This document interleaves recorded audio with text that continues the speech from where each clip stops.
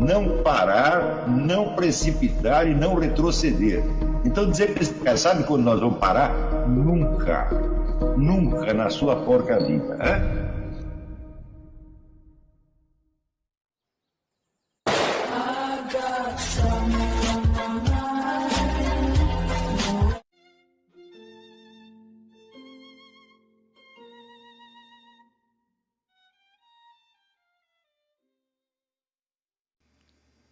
E aí pessoal, tranquilo? Então vem aqui antes do vídeo começar, pedir para vocês se inscreverem, quem não for inscrito, compartilhar, curtir, comentar. Quem puder seja membro do canal, que isso ajuda bastante. Tem também o link do Apoia-se. Quem puder ajudar nosso canal e apoiar financeiramente vai ser muito bem-vindo. Mas o mais importante é transmitir o conteúdo e os conhecimentos do professor Olavo de Carvalho para mais e mais brasileiros. Então compartilhe e ajude aí nossa causa. Muito obrigado a todos os membros, apoiadores do canal. Fico muito feliz. Tenho certeza que a gente está no caminho certo. Então fiquem com o vídeo e até mais. Valeu! Então, o mundo grego até Plotino falou essencialmente do acesso do homem à verdade. Os tempos modernos começaram com Descartes e Kant, que estudaram os fundamentos necessários à instauração da verdade. Ou seja, se passa aí de uma visão em que a verdade é algo que existe fora do homem, e que fora ou acima do homem, e que de algum modo você tem que abrir um caminho para chegar lá. A partir de Descartes e Kant, não, a verdade passa a ser, de certo modo, uma criação, ou como ele usa o termo, instauração, tá certo? Feita por iniciativa humana. A partir de Hegel, aparece uma dinamização da verdade pelo exercício da dialética. Já não é mais o homem que progride em direção à verdade, que ele desvela e apropria, é a verdade mesma que se desvela ao progredir na história, onde ela se faz para desfazer-se e refazer-se. Então, para Hegel não existia outra verdade, senão a progressiva automanifestação da verdade no decorrer da história. Quer dizer, o conteúdo da história é, de fato, o conteúdo da verdade. Tal visão do mundo desemboca, por fim, com Nietzsche,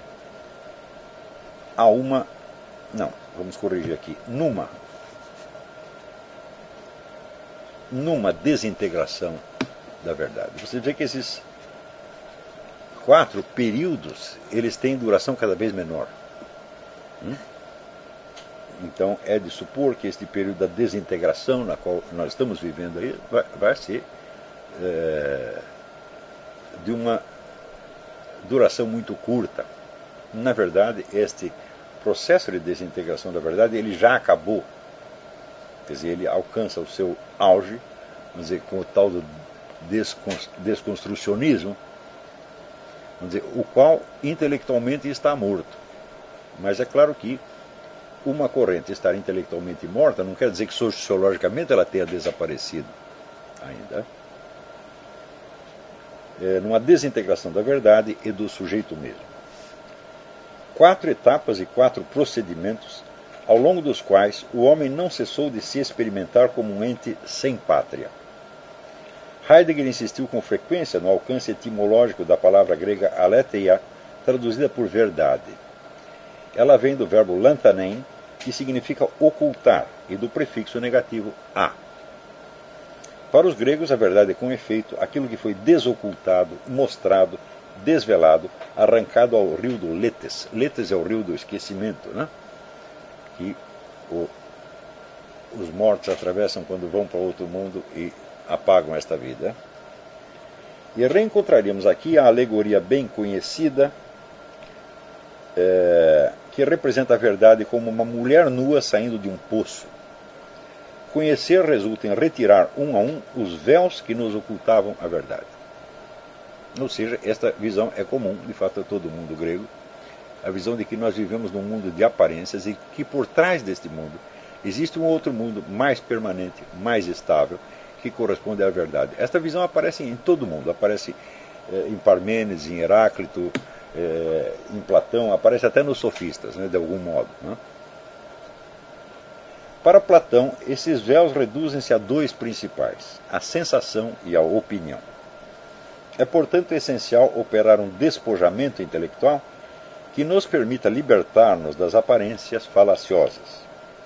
Para isso, as matemáticas são de uma ajuda insubstituível, pois elas fazem chegar às ideias abstratas de figura e de número, as quais nascem não de uma aproximação no espaço, mas de uma aproximação pelo espírito. Quer dizer, o desenvolvimento das matemáticas no mundo grego forneceu àquela gente, então, um primeiro sinal do que poderia ser um conhecimento apodíctico, quer dizer, indestrutível, absolutamente provado e independente das preferências e das ilusões humanas. Quer dizer, as figuras geométricas, elas tinham uma estabilidade, as propriedades das figuras geométricas eram estáveis. Quem quer que acompanhasse a demonstração geométrica chegaria sempre às mesmas conclusões, então isto libertava, por assim dizer, as pessoas de qualquer ilusão subjetivista. Então as matemáticas foram usadas como modelo. Então, este modelo remetia então a entidades que não tinham uma existência física, mas tinham uma estabilidade e uma consistência própria.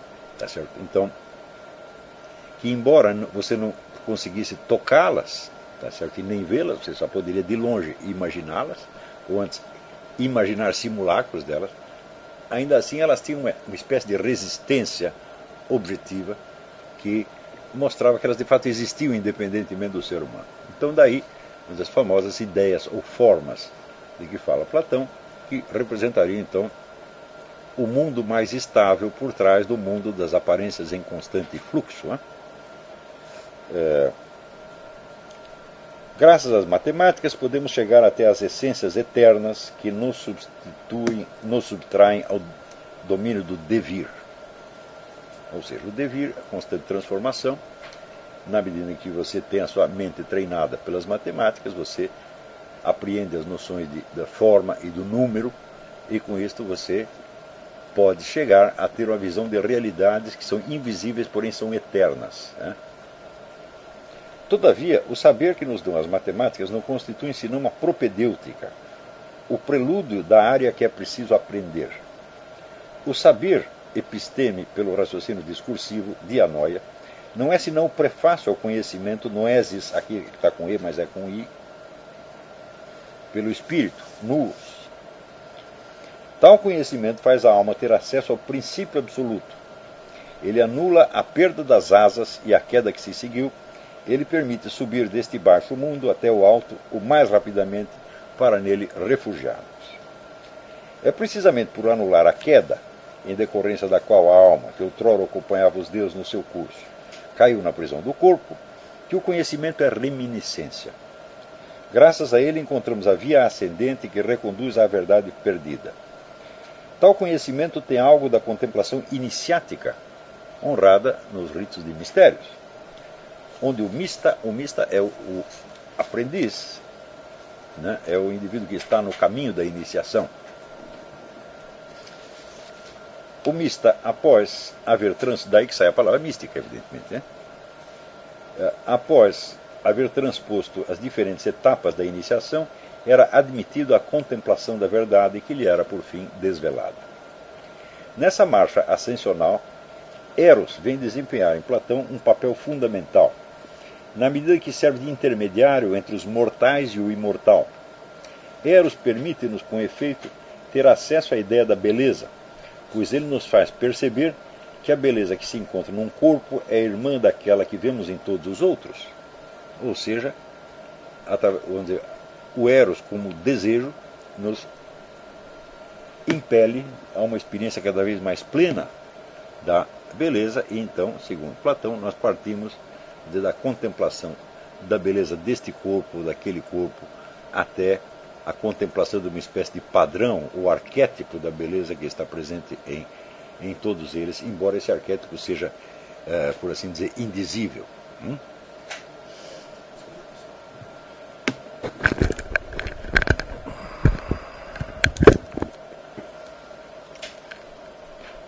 Ele cura-nos, assim, de todas as separações e nos liga àquilo que vem do alto. Ele é, portanto, o liame que une o todo a si mesmo. Sim, a si mesmo, porque na medida em que o indivíduo humano né, se transporta desde o mundo das aparências para o mundo do ser, aonde acontece isso? Acontece dentro do próprio mundo do ser. Portanto, quando o indivíduo humano, a alma humana, se liga ao todo, é o todo que está se ligando a si mesmo. Tá certo? Esse tema vai ser muito importante daqui a pouco, quando chegar em Plotino. Né? O amor é encarregado de, aspas, traduzir e transmitir aos deuses o que vem dos homens e aos homens o que vem dos deuses.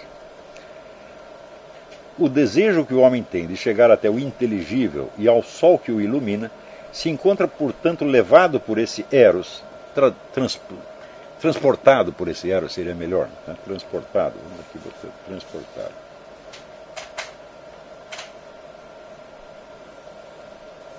Graças ao qual o homem está próximo de se tornar um Deus, já que nos é dito que a evasão para o alto consiste em assimilar-se homoioses a Deus na medida do possível.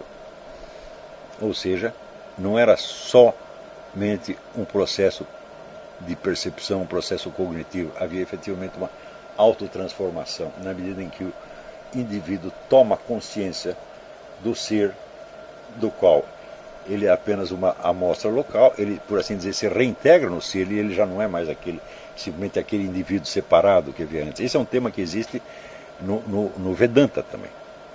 Quer dizer, toda o esoterismo, a mística hindu é baseada na mesma coisa, quer dizer, na progressiva reassimilação da consciência individual pelo Ser Supremo, Eterno, Absoluto, Brahman, do qual ele já não era antes, senão uma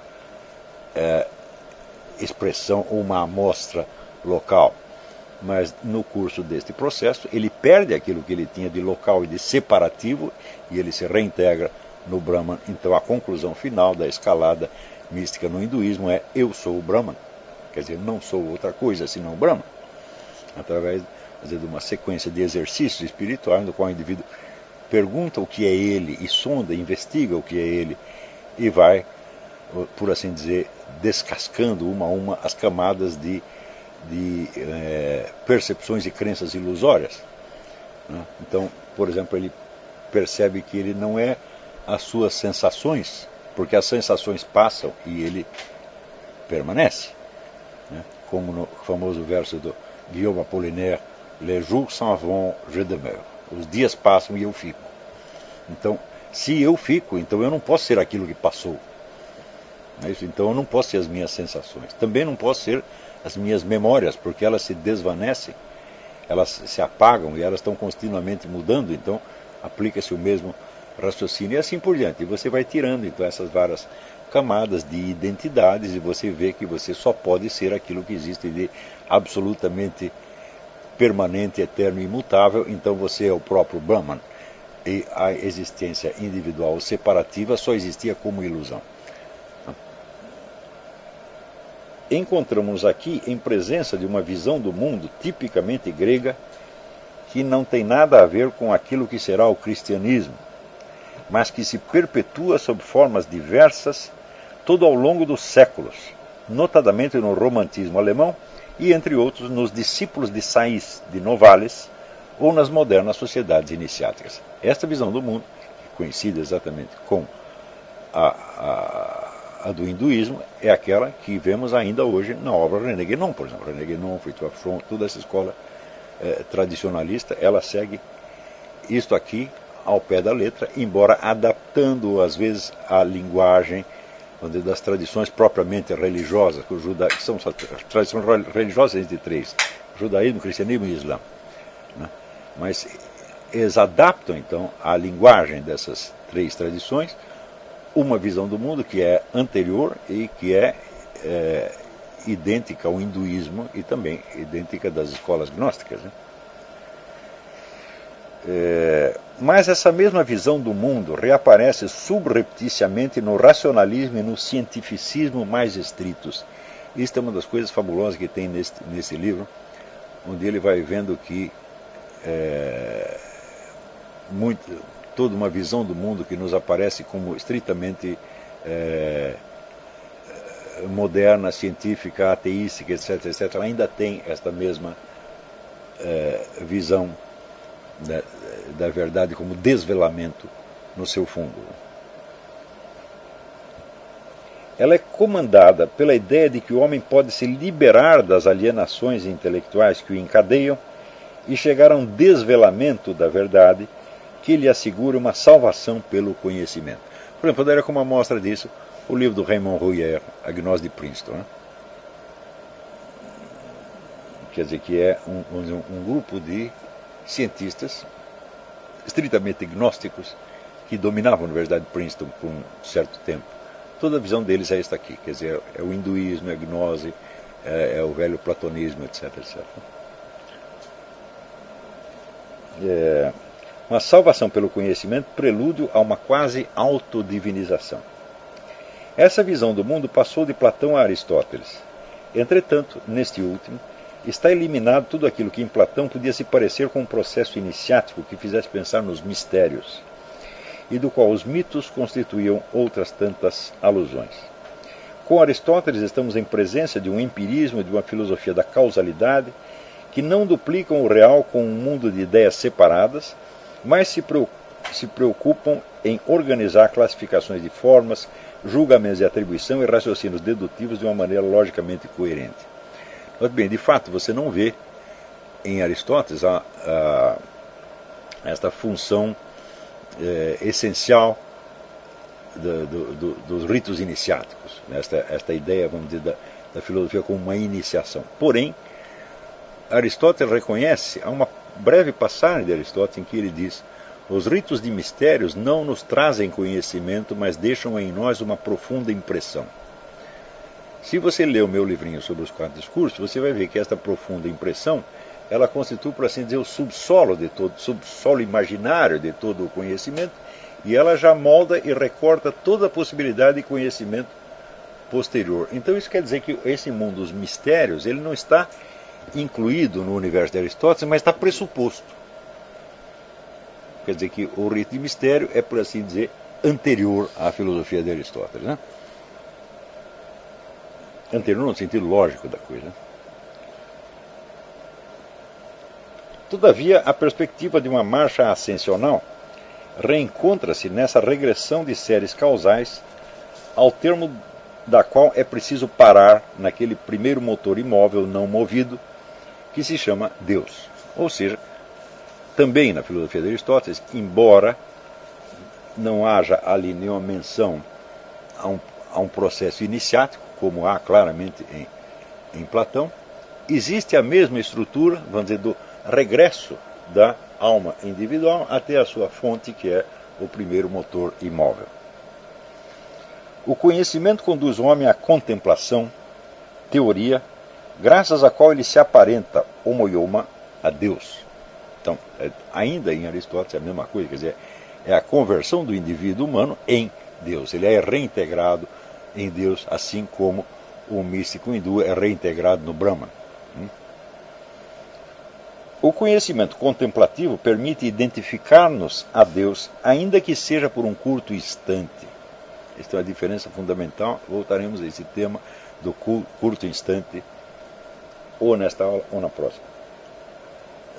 Não devemos, portanto, limitar nosso pensamento às coisas humanas, mas devemos fazer tudo para viver segundo o intelecto, nus, e tornar-nos imortais na medida do possível. Então, essas duas expressões, por um breve instante e na medida do possível, marcarão diferenças essenciais quanto ao que vem depois. Convém acrescentar que a física, a cosmologia e a metafísica de Aristóteles dão igualmente uma importância considerável ao desejo e ao eros. Toda a filosofia de Aristóteles é, com efeito, uma filosofia do desejo. Desejo que fica nas duas extremidades da cadeia das coisas e dos seres. Na parte de baixo dessa cadeia encontramos a matéria, que deseja a forma como a fêmea deseja o macho. Então, tem até alusão a isso no famoso poeta platônico Camões. Né? E o vivo e puro amor de que sou feito, como a matéria simples busca a forma. Se a matéria é pura potencialidade, mas a potencialidade implica o desejo de se atualizar, de se efetivar né, o possível se esforçando para se tornar realidade, mas para se tornar realidade precisa da forma. Né? No alto da cadeia reina o primeiro motor, no qual o inteligível, noeton, e o desejável, orecton, movem todas as coisas como um objeto de amor. Também alusão a disso no Dante, l'amor que move o sol e le altre stelle, o amor que move o sol e as outras estrelas. É sempre o mesmo tema do primeiro motor.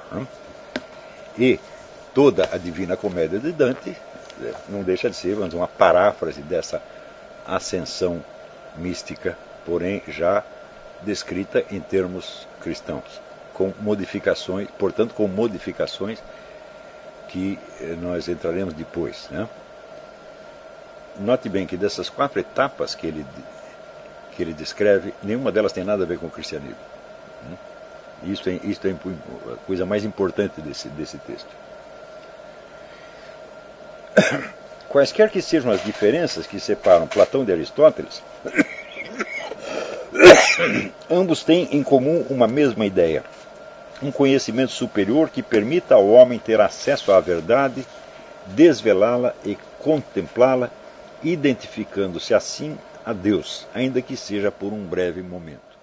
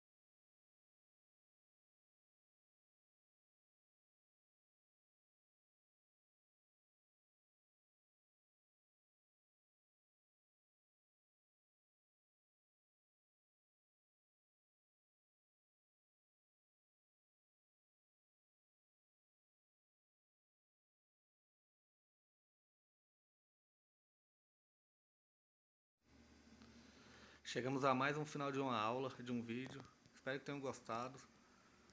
Quem não se inscreveu ainda, se inscreva, compartilhe, comente. Ajude o nosso canal, apoie, seja membro. E ajude o nosso canal a chegar a cada dia a mais brasileiros que precisam muito do conhecimento do professor Olavo de Carvalho. Então é isso aí, fique com Deus, até o próximo. Valeu! Então é isso aí, pessoal. Que é o nosso canal. Que são alguns livros que eu já li. A maioria foi doação, mas alguns eu adquiri, professor Olavo de Carvalho. Alguns livros se perderam aí que eu emprestei, professor Alexandre Costa, a Bíblia Sagrada. 10 lições sobre Karl Marx. Indico a não ler esse livro, que é muito ruim mesmo. Alguns pensadores aqui que realmente, como o professor Olavo de Carvalho disse, não são pensadores. Valeu, tamo junto aí. Apoie nosso canal, seja membro.